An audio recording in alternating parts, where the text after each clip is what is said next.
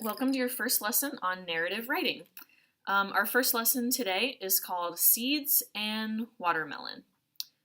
I'm sure you're wondering what a watermelon has to do with writing. Well, it has a lot to do with writing. Whenever we read nonfiction, or whenever we read fiction stories, things that are fake, a narrative, a story, we always look for the theme. And the theme, if you remember, is the moral, the lesson, or the message. That's our watermelon. That's our big thing that we want the reader to take away is the theme. So remember, you're writing what I'm writing, so your notes should look exactly like mine.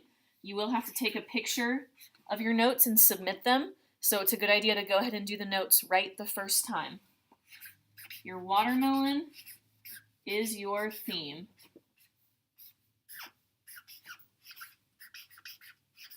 So remember, again, the theme is your message, your moral, or your lesson. Then, before your reader can, or any reader can get the theme, can understand that, there's some seeds have to be planted. Before the theme can grow into something, the seeds have to be planted first. So the seeds are all of your character actions and story events that help grow the theme.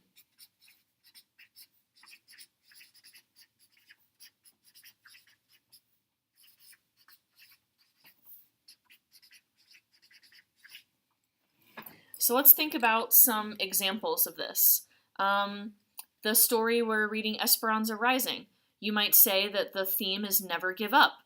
And the way that the author sprinkles in seeds is the author shows the character not giving up and shows difficult situations where Esperanza could give up over and over again. And when the author plants a lot of seeds, then the watermelon grows and you're able to discern and figure out what the theme is. So the theme is your deeper meaning, the big thing you want your readers to take away, and the seeds are the things you plant throughout your writing to get your reader to get there.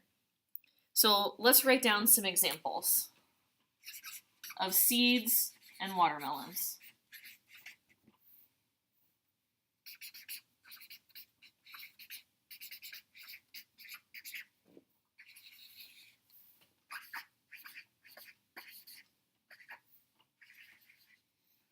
So we'll continue with that first example. Our theme from Esperanza Rising was never give up. I want you to think to yourself, what are some seeds the author planted throughout the story to grow that watermelon, to grow that theme? Well, the first thing they did was they showed Esperanza in tough situations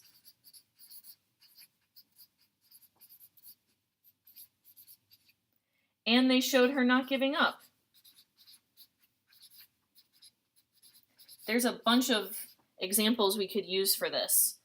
Her dad dying, the fire burning down her house, her trip to the United States, her daily life when she got to the United States was difficult, and each of those times, she never gave up. So the author planted lots of seeds so that we could see what the watermelon was, what it would grow into. Think about another story we read, fifth graders. You read Blood on the River, and the theme of Blood on the River was, there were several themes, but a big theme was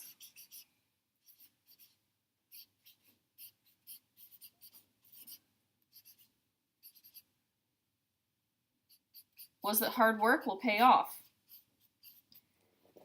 That was a really big theme in the story.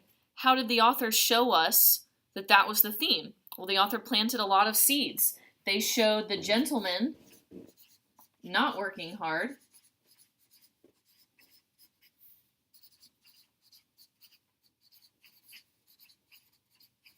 and what happened to them? They either were sent back to England or they didn't get as many benefits or opportunities as the people that did work hard. Look at Samuel. Samuel was an orphan with no money, and he worked hard throughout the book. He followed John Smith's orders. He was a leader. He did his part in the colony, and he ended up rising in society. He wasn't looked at as just some poor orphan anymore. He could hold his own. He was a hard worker. He was able to cooperate and help others, and because of that, he gained respect.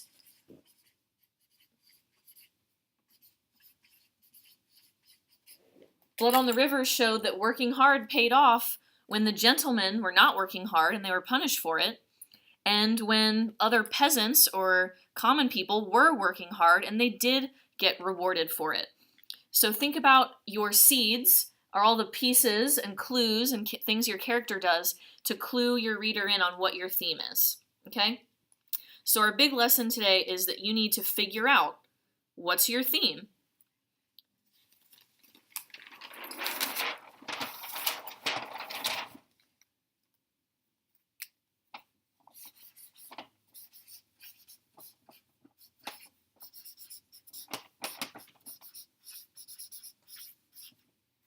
What do you want the reader to learn from your story? Do you want the reader to learn that immigrating was hard? Do you want the reader to learn that we're all immigrants?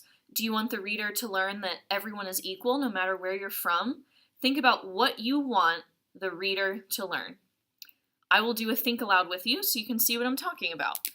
So, if I were going to write a story about my ancestors that came to the United States from Germany, one thing I would want my reader to take away, the theme, is that immigrating is difficult. So let's say my theme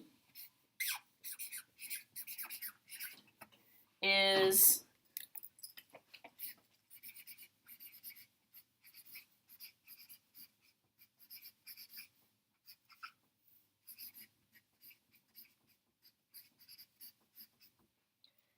my theme or my watermelon is immigrating is difficult. What kind of seeds can I plant to help grow that theme of a watermelon? Well, I can plant one seed and I can show how difficult it was to leave my hometown, where everyone speaks my language and everyone dresses the same as me and everyone eats what I eat and everyone follows the same religion that I follow. Also, saying goodbye to my friends would be difficult. So that's one seed. Another seed I could plant is the voyage is difficult.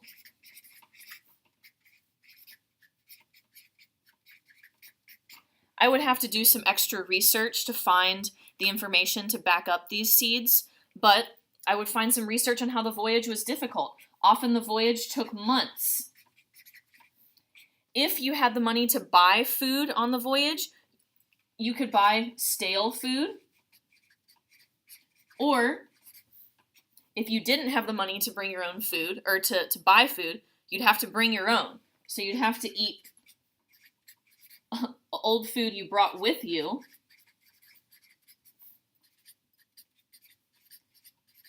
I found a quote that one immigrant said that their family lived on a sack of potatoes for 2 weeks. Could you imagine eating nothing but half a potato every day for 2 weeks and that's how you survived? So that's another way that I could show immigrating is difficult. I could plant the seed that the voyage is difficult. And then finally, I can plant a third seed that living in a new place can be difficult.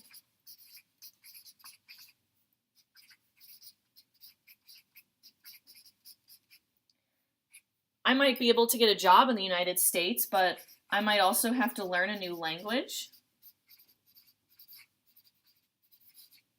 I might have to learn the customs of those people, what holidays they celebrate, even something as simple as a wave or a handshake is something I might have to learn to do in a new country. I would have to learn how to dress.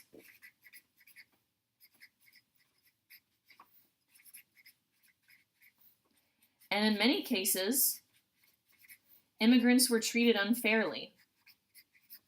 So when immigrants, especially back in the old days, in the early 1900s or 1800s, when immigrants arrived in the United States, they weren't always treated with respect. So that would be another thing that's difficult about immigration. So those are some ways that I could plant the seeds that immigrating is difficult. I could also add to my theme and say immigrating is difficult, but it's worth it. So think, how might I change my seeds to reflect immigrating is difficult, but it's worth it? This is a different watermelon I'm growing, so my seeds have to be different. Well, I would definitely continue to show that it's difficult, but in addition to all the things that are happening to me that are bad in my new life, I might also talk about the things that are good, which is maybe I have a job now. Maybe everyone in my family can eat now. Maybe like we saw at Jamestown, I won't be poor the rest of my life. There is an opportunity for me to get an education, to get a really good job, and to bring my family out of poverty so we're not always poor. So there are some opportunities for me to rise. When my ancestors came from Germany, they had literally nothing. They migrated to Cincinnati, where my great-great-grandmother was, she did laundry for other people. That's all she did, was just do other people's laundry. I'm not sure what my great-great-grandfather did for a living, but I know that my grandmother did laundry. Well, look at me. I'm, a teacher with a job. I've gone to college, and because of what the hard work my ancestors put in, I was able to rise above and get an education, and I'm not, washing other people's clothes for a living. So think about how your seeds can grow into your theme. Each of your small seeds should be pieces of your theme.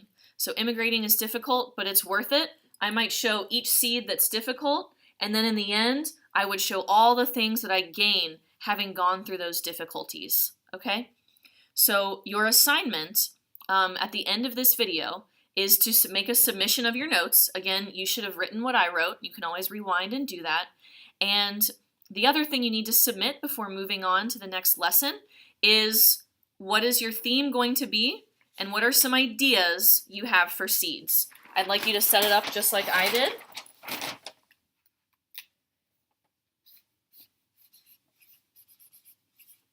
What's the lesson that you want people to learn from reading your story? And then what are 3 seeds you could plant to get them to see that theme, or for that watermelon to grow? So I need 3 seeds and 1 theme. These things might change in your writing, but this is what we're going to do just to kind of get in the hang of choosing a big theme to write about and choosing the seeds to make our readers figure out what our theme is by planting seeds to help them get there.